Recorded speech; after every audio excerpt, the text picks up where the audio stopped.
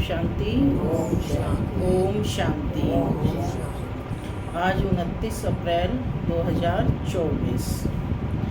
आज बाबा ने मीठी मधुर मुरली में बताया कि बच्चे, तुम्हें इस दुनिया से बेहद का वैराग्य करना है। बाबा ने तुम्हें इस सृष्टि के आदि मध्य अंत सब नॉलेज दी है और नॉलेज देकर तुम्हें समझदार बना रहे हैं, लायक बना रहे हैं, क्योंकि सतयुग में कौन होंगे? समझदार होंगे ना। तो बाबा यही आपको लायक बना रही हैं ताकि तुम अच्छे से पारस बुद्धि बन सको। समझदार माना पारस बुद्धि। और बाबा ने कहा कि ये एक केवल बाप का संग ही सच्चा सत्संग है और सब संग झूठे हैं।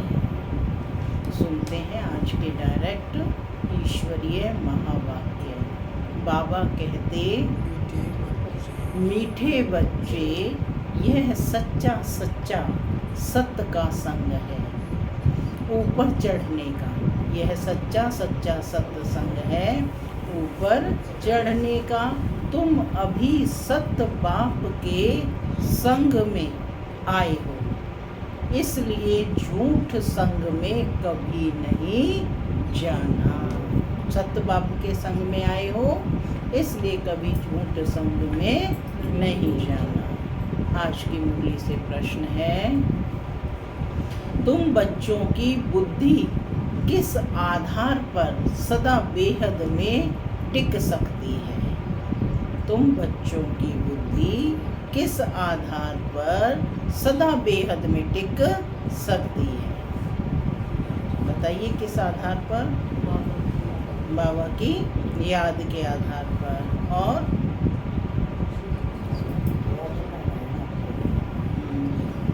श्रीमत पर चलने पर। और भाई देखो, टिकेगी कैसे? वो तो ठीक है। सुनते हैं बाबा का उत्तर।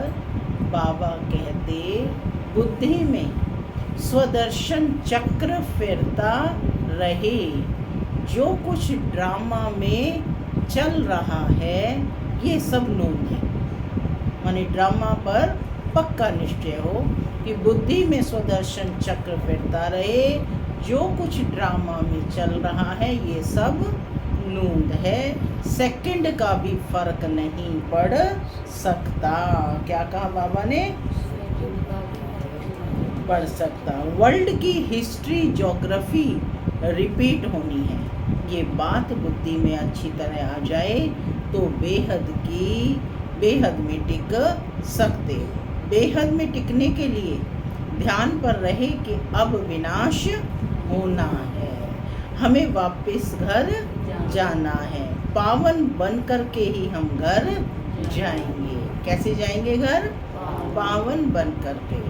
ओम शांति। ओम शांति माना मैं आत्मा शांत स्वरूप हूँ, शांति मेरा स्वधर्म है। बाबा कहते, मीठे मीठे रूहानी बच्चों प्रति रूहानी बाप बैठ समझाते उनको हैं जो बेसमझ हैं। स्कूल में टीचर पढ़ाते हैं क्योंकि बच्चे बेसमझ हैं। बच्चे पढ़ाई में से समझ जाते हैं। तुम बच्चे भी पढ़ाई से समझ जाते हो। बाप आकर नॉलेज देते हैं तो हम बच्चे भी समझ जाते हैं। हमको पढ़ाने वाला कौन है? कौन है? बाबा कहते, यह तो कभी भूलो नहीं, पढ़ाने वाला टीचर है सुप्रीम बाप। तो उनकी मत पर चलना है, श्रेष्ठ बनना है। श्रेष्ठ होते हैं सूर्यवंशी। भल चंद्रवंशी भी श्रेष्ठ हैं, परंतु यह है श्रेष्ठ ते श्रेष्ठ। कल भी बाबा ने मुरली में पूछा ना कि सूर्यवंशी चंद्रवंशी कौन बनेगा, तो सबने सूर्यवंशी पर हाथ किया, चंद्रवंशी पर किसी ने नहीं। बाबा ने कहा वो सीट खाली रह जाएगी, एक ने हाथ खड़ा किया। तो बाबा कहते कि श्रेष्ठ ते श्रेष्ठ हैं सूर्य सूर्यवंशी बलचंद्रवंशी भी श्रेष्ठ हैं, परंतु यह है श्रेष्ठ ते श्रेष्ठ। तुम यहाँ आए हो श्रेष्ठ ते श्रेष्ठ बनने। तुम बच्चे जानते हो कि हमको ऐसा बनना है। ऐसा स्कूल 5000 वर्ष बाद ही खुलता है। जहाँ श्रेष्ठ से श्रेष्ठ बन सकते हैं, यह स्कूल कल्प में एक ही बार खुलता है। तो बाबा कहते 5000 वर्ष बाद ही यह खुलता है। यहाँ तुम समझ कर बैठे हो, यह सचमुच सत्य का संग है। सत्य है ऊंचे ते ऊंच, उनका तुमको संग है। वह बैठकर सतयुग का श्रेष्ठ ते श्रेष्ठ देवता बनाते हैं, अर्थात फूल बनाते हैं। देखो बाबा कितने अच्छे प्रकार से समझाते हैं ताकि ज्ञान में रमणीकता रहे। उसी बात को तुम कांटों से फूल बनते जाते हो, कोई फौरन बन जाते हैं और कोई को टाइम लगता है। बच्चे जानते हैं यह है संगम युग, सो भी सिर्फ बच्चे जानते हैं। निश्चय है कि यह पुरुषोत्तम बनने का युग है। पुरुषोत्तम भी कौन सा? ऊंच ते ऊंच आदि सनातन देवी देवता धर्म के जो महाराजा महारानी है, वह बनने के लिए तुम यहाँ आए हो। केवल राजा रानी नहीं, देवी देवता धर्म के भी जो महाराजा महारानी हैं, वह बनने के लिए तुम यहाँ आए हो। तुम समझते हो कि हम आए हैं बेहद के बाप से बेहद सतयुगी सुख लेने। हद की जो भी बातें हैं वह सब बाबा कहते खत्म हो जाती हैं।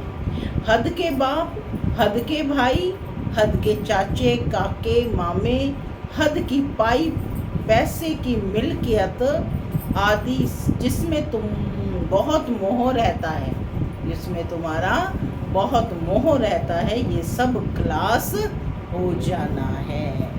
अब चेकिंग करनी है कि किस किस चीज़ में मेरा मोह है, और फिर देखना है कि यह सब क्लास हो जाना है। तो फिर मुझे किसको याद करना है? बाप समझाते हैं कि यह मिल्कियत सब हद की है। ये सब चीज़ें कैसी हैं? हद की हैं। अभी तुमको बेहद में चलना है। बेहद मिल्कियत प्राप्त करने के लिए तुम यहाँ आए हो। और तो सब हैं हद की चीज़ें। शरीर भी हद का है। तो यहाँ क्या करने आए हो? क्या प्राप्त करने आए हो? बेहद मिल्कियत प्राप्त करने के लिए तुम यहाँ आए हो। क्या करने आए हो?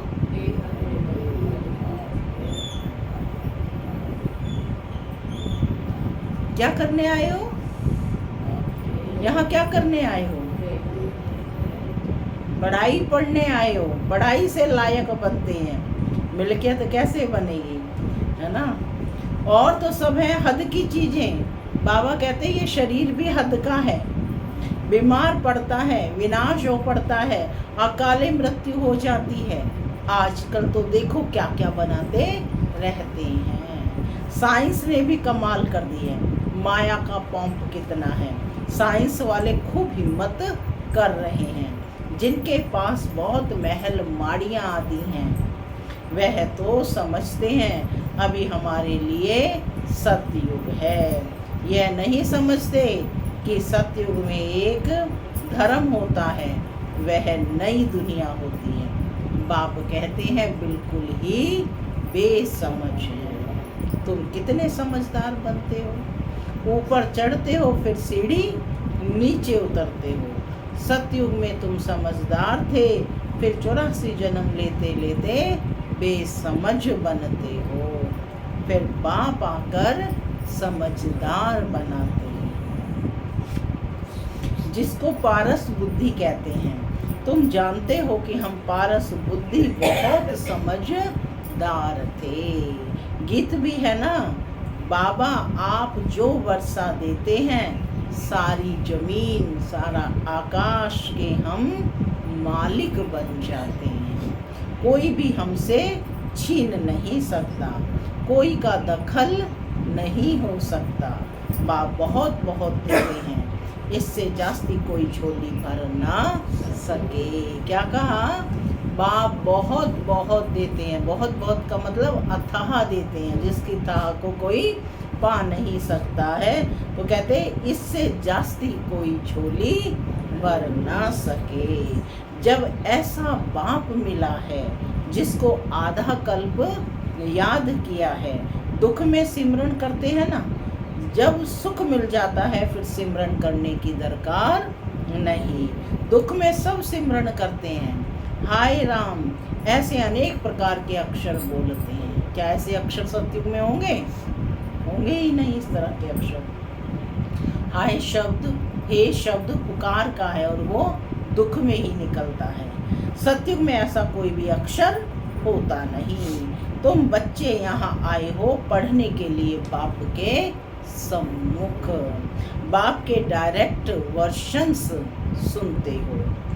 बाप के डायरेक्ट महावाक्य, वर्शंस माना महावाक्य सुनते हो।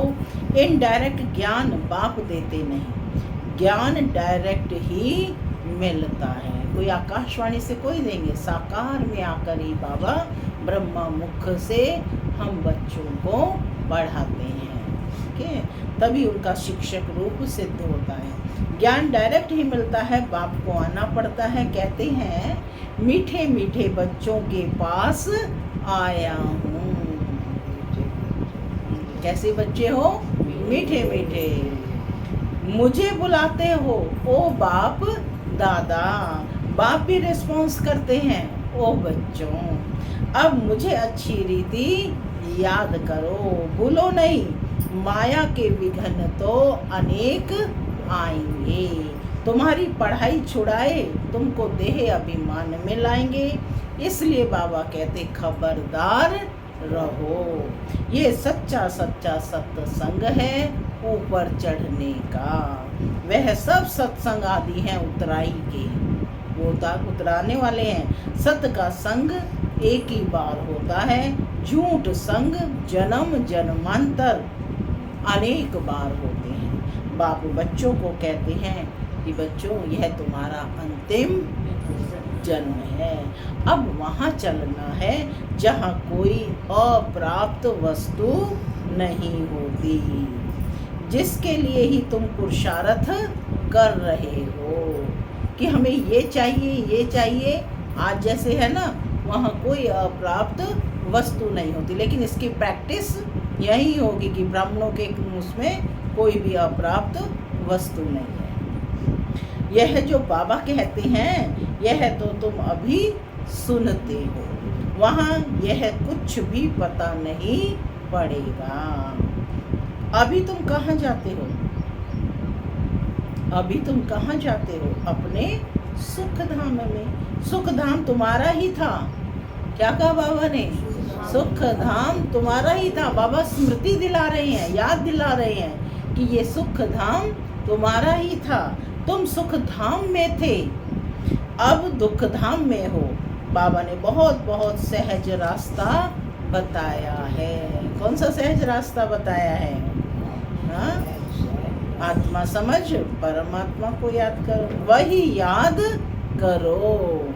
हमारा घर है शांति धाम, वहाँ से हम स्वर्ग में आएंगे और कोई स्वर्ग में आता ही नहीं है सिवाय तुम्हारे। तो तुम ही सिमरण करेंगे। हम पहले सुख में जाते हैं फिर दुख में। कलयुग में सुख धाम होता ही नहीं, सुख मिलता ही नहीं। इसलिए सन्यासी भी कहते हैं सुख काग विष्टा समान है। अभी बच्चे समझते हैं कि बाबा आया है हमको घर ले चलने। हम पतितों को पावन बनाकर घर ले जाएंगे। पावन बनेंगे याद की यात्रा से। कैसे पावन बनेंगे भगवानी बहन? तो क्या करना है? याद की यात्रा पर रहना है। 2-3 दिन पहले भी मुरली में बाबा ने कहा कि निरंतर याद की यात्रा में रहना। यात्रा पर बहुत नीचे ऊपर होते हैं, कोई तो बीमार पड़ जाते हैं फिर लौट आते हैं। यह भी ऐसे है। यह है रूहानी यात्रा, वो है जिस्मानी यात्रा और यह है रूहानी यात्रा। अंतमति सो गति हो जाएगी। हम अपने शांति धाम में जा रहे हैं। है बहुत सहज। ये रूहानी यात्रा कैसी है बहुत सहज। पढ़ाई का नाम ही क्या है? सहज राज योग। क्या नाम है? सहज राज योग। तो बाबा कहते कि परंतु माया बहुत बुलाती है, तुम्हारी युद्ध माया के साथ है। बाप बहुत सहज कर समझाते हैं। हम अभी शांति धाम जाते हैं, बाप को ही याद करते हैं, दैवी गुण धारण करते हैं, पवित्र बनते हैं। 3-4 बातें मुख्य हैं जो बुद्धि में रखनी चाहिए। विनाश तो होना ही है। 5000 वर्ष पहले भी हम गए थे। याद करो, बाबा कहते कि 5000 वर्ष पहले भी हम गए थे, फिर पहले हम ही आएंगे। गायन भी है ना, राम गयो रावण गयो, उनका पूरा परिवार गया। जाना तो सबको है शांति धाम। तुम जो पढ़ते हो उस पढ़ाई अनुसार पद पाते हो। क्या है मुख्य बात? कि तुम जो पढ़ते हो उस पढ़ाई अनुसार पद पाते हो। तुम्हारी एम ऑब्जेक्ट सामने खड़ी है। क्या है एम ऑब्जेक्ट? लक्ष्मी नारायण सदृश बनना। कोई कहे कि हम साक्षात्कार करें, यह चित्र लक्ष्मी नारायण का साक्षात्कार नहीं तो फिर क्या है? लक्ष्मी नारायण के चित्र का साक्षात्कार हुआ है? हुआ है? साक्षात्कार नहीं हुआ। किस किस को साक्षात्कार हुआ है? हाथ खड़ा करो। किसी को भी नहीं हुआ। अपनी आत्मा का साक्षात्कार किसको हुआ है? अपनी आत्मा का साक्षात्कार किसको हुआ है? किसी को आत्मा का साक्षात्कार नहीं हुआ। वेरी गुड, बहुत अच्छा। आत्मा का साक्षात्कार क्या है? आत्मा को जानना ही आत्मा का साक्षात। आपको नहीं पता कि आपकी आत्मा क्या है? हाँ? आपको आत्मा का नहीं मालूम? मालूम है तो फिर हाथ क्यों नहीं खड़ा करते? कोई देख लेना साक्षात्कार कोई है, यानी बिंदु देख भी लिया तो क्या पता चलेगा कि ये बाबा बिंदु है या आत्मा बिंदु है? मालूम पड़ेगा नहीं ना। माने जानना। साक्षात्कार का मतलब है जानना। जैसे आप अपना साक्षात्कार देते हो तो क्या है? आप में अपना परिचय देते हो ना, तो ऐसे ही आत्मा का परिचय है, परमात्मा का परिचय है, लक्ष्मी नारायण का। लक्ष्मी नारायण को जानते हो ना, कौन थे ये, कैसे उन्होंने ये पद पाया। तो बाबा कहते कि कोई कहे हम साक्षात्कार करें, यह चित्र यानी लक्ष्मी नारायण का साक्षात्कार नहीं तो फिर क्या है? पूछ रहे हैं बाबा। ये साक्षात्कार नहीं है तो क्या? इसके सिवाय किसका साक्षात्कार करना है? क्या बेहद के बाप का? और तो कोई साक्षात्कार काम के नहीं है। बाबा का साक्षात्कार चाहते हैं तो क्या देखना चाहते हैं या जानना चाहते हैं? देखने से क्या हो जाएगा? जब तक जानोगे नहीं तो देखने से क्या हो जाएगा? जानना ही तो देखना है ना। तो बाबा कहते कि बाबा का साक्षात्कार चाहते हैं, बाबा से मीठी और कोई चीज नहीं। बाप कहते हैं मीठे बच्चों, पहले अपना साक्षात्कार किया है क्या? पूछ रहे हैं अपना साक्षात्कार किया है क्या? आत्मा कहती है कि बाबा का साक्षात्कार करें, तो अपना साक्षात्कार किया है क्या? पूछ रहे हैं बाबा। जब खुद को जानेंगे तो खुदा को भी जाने जाएंगे। खुद को ही नहीं जानते तो खुदा को कैसे जानेंगे? यह तो तुम बच्चे जान गए हो। अब समझ मिली है कि हम आत्मा है और हमारा घर है शांति धाम। वहाँ से हम आत्माएं आती हैं पार्ट बजाने। ड्रामा के प्लान अनुसार पहले सतयुग आदि में हम आते हैं। आदि और अंत का यह है पुरुषोत्तम संगम युग। इसमें सिर्फ ब्राह्मण ही होते हैं। और कोई होते नहीं। कलयुग में तो अनेकानेक धर्म कुल आदि हैं, सतयुग में एक ही डिनाइस्टी होगी, यह तो सहज है ना। इस समय तुम संगम युगी ईश्वरीय परिवार के हो। कौन हो? संगम युगी ईश्वरीय परिवार के। जो टाइटल बाबा जिस दिन देते हैं उस दिन उसका अभ्यास करो, बहुत उन्नति होगी उससे। तो कौन हो आज? संगम युगी ईश्वरीय परिवार के हो। तुम न सतयुगी हो न कलयुगी हो। यह भी जानते हो कि कल्प कल्प बाप आकर ऐसी पढ़ाई पढ़ाते हैं। यहाँ तुम बैठे हो तो यही स्मृति में आना चाहिए। शांति धाम, सुख धाम और यह दुख धाम। इस दुख धाम का वैराग्य अर्थात संन्यास। वैराग्य का मतलब इस दुनिया से पुराने स्वभाव, संस्कार, पुरानी देह, पुराने संबंध, संपर्क से संन्यास। बुद्धि से। कैसे करना है? बुद्धि से। वह कोई बुद्धि से संन्यास नहीं करते हैं, वह तो घर बार छोड़ संन्यास करते हैं। तुमको तो बाप कभी नहीं कहते कि घर बार छोड़ो।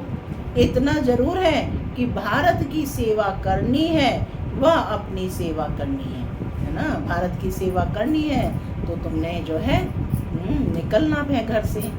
तो बाबा कहते हैं कि ये देखना है, सेवा तो घर में भी कर सकते हो, पढ़ने के लिए आना जरूर है। माने सेवार्थ जाना जरूर है, पढ़ने के लिए आना जरूर है। फिर होशियार होकर औरों को भी आप समान बनाना है। टाइम तो बहुत थोड़ा है।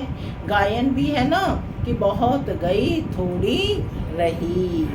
दुनिया के मनुष्य तो बिल्कुल ही घोर अंधियारे में हैं। समझते हैं कि अभी 40,000 वर्ष पड़े हैं। वो क्या समझ रहे हैं कि अभी कलयुग के 40,000 वर्ष पड़े हैं। लेकिन बाबा ने कहा कलयुग के 40,000 वर्ष नहीं। उन्होंने तो कह दिया कि कलयुग अभी बच्चा है, लेकिन बाबा ने कहा कलयुग बच्चा नहीं, यह तो बस थोड़ा सा बचा हुआ है।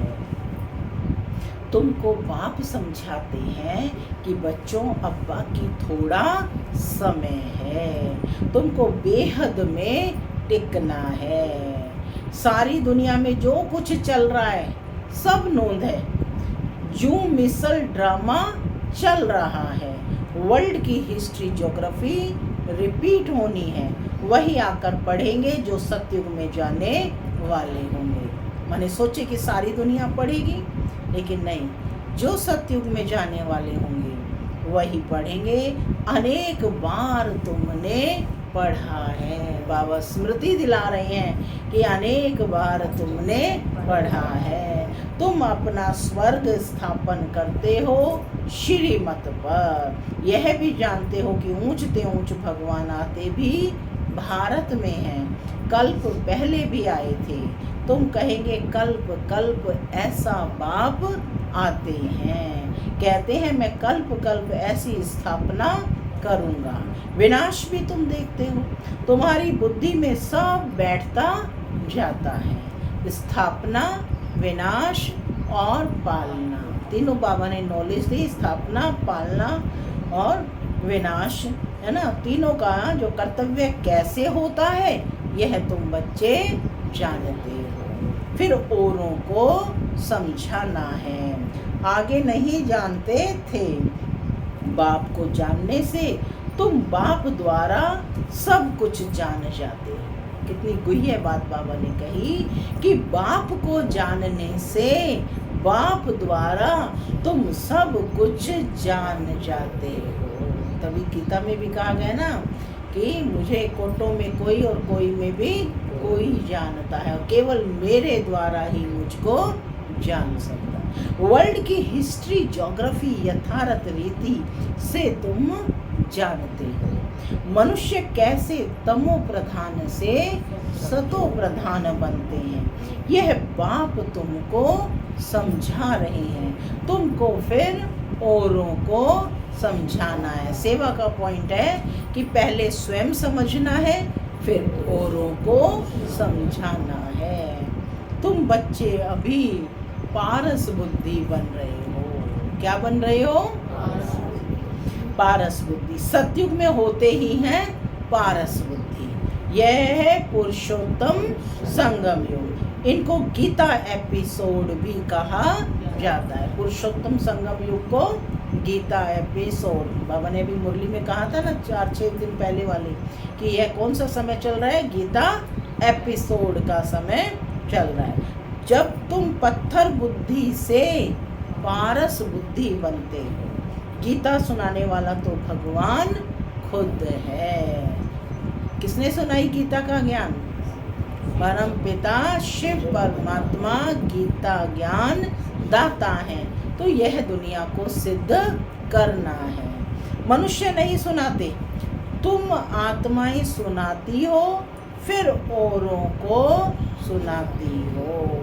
इसको कहा जाता है रूहानी नॉलेज, जो रूहानी भाइयों को सुनाते हो। सब कौन बैठे हो? रूहानी भाई। वृद्धि को पाते रहते हो। तुम जानते हो बाबा आकर के सूर्यवंशी चंद्रवंशी डिनाइस्टी स्थापन करते हैं। किसके द्वारा?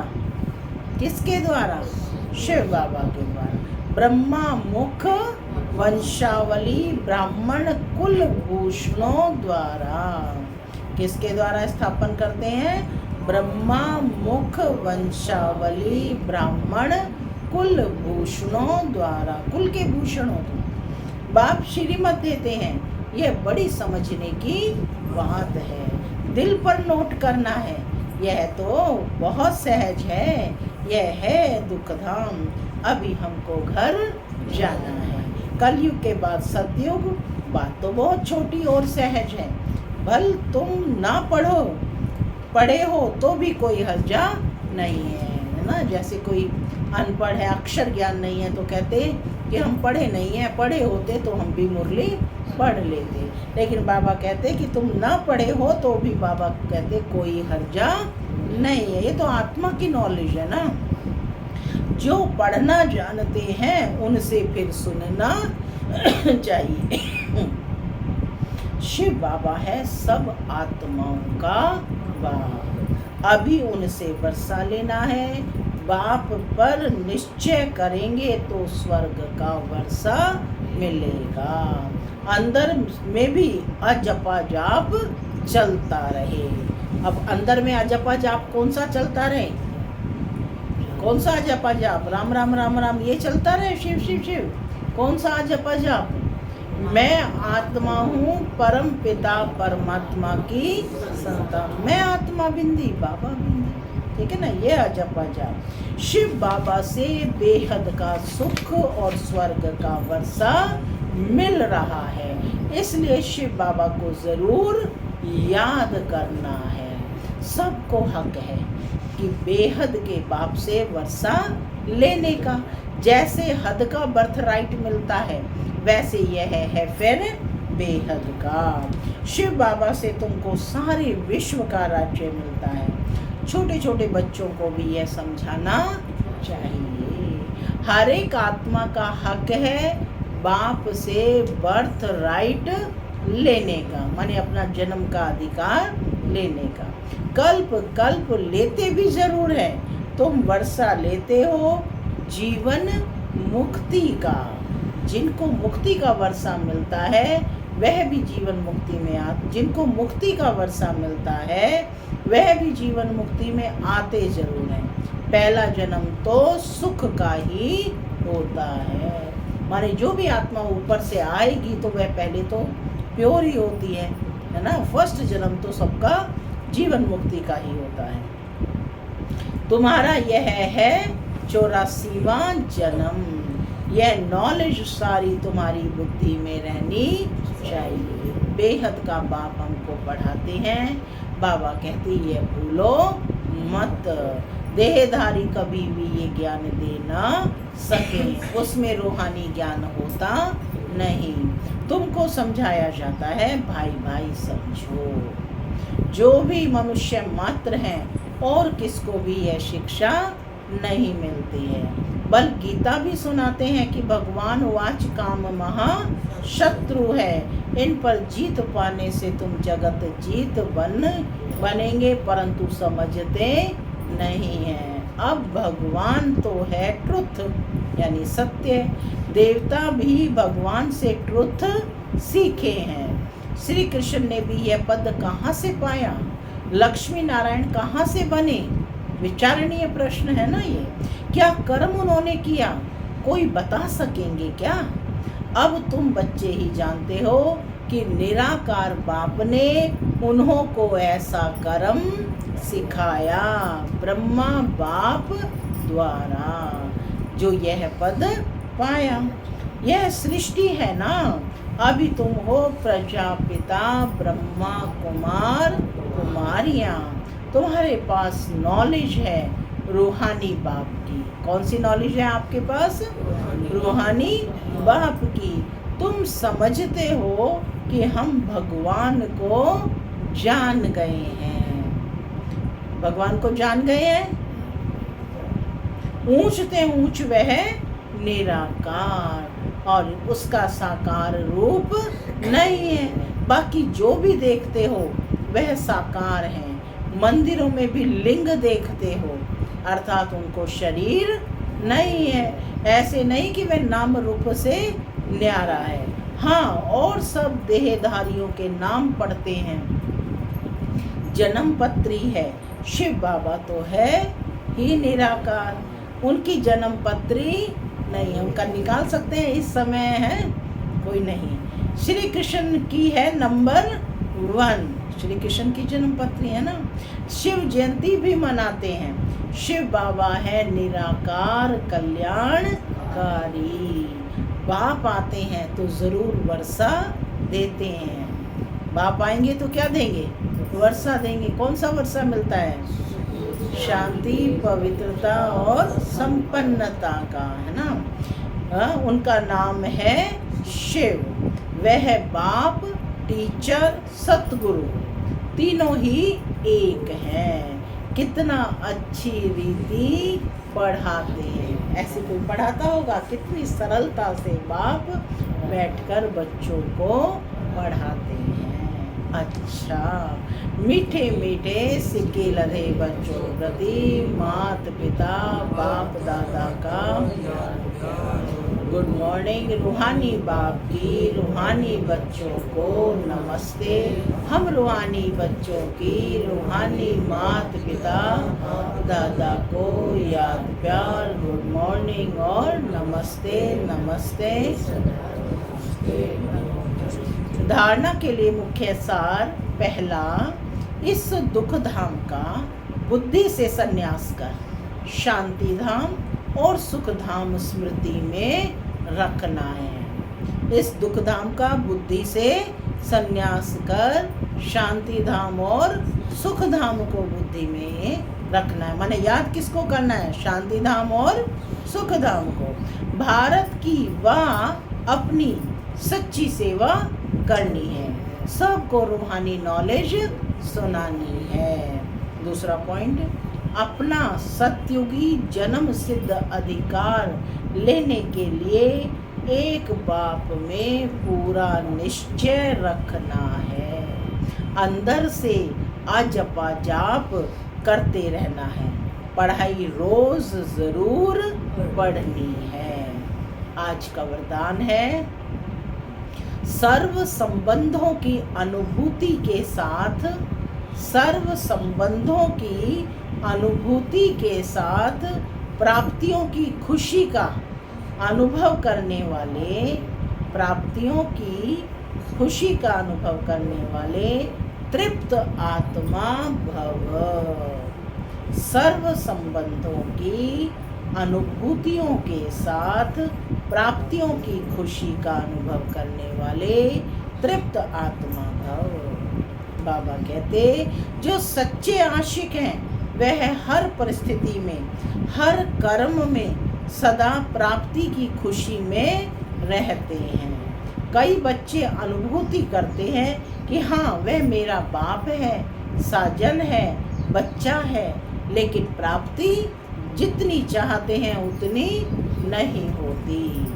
तो अनुभूति के साथ सर्व संबंधों द्वारा प्राप्ति की महसूसता हो। ऐसे प्राप्ति और अनुभूति करने वाले सदा तृप्त रहते हैं। उन्हें कोई भी चीज़ की अप्राप्ति नहीं लगती। जहाँ प्राप्ति है वहाँ तृप्ति है, जहाँ प्राप्ति है वहाँ तृप्ति है। स्लोगन: निमित्त बनो तो सेवा की सफलता का शेयर मिल जाएगा। निमित्त बनो तो सेवा की सफलता का शेयर बन जाएगा। ओम शांति। ओम शांति।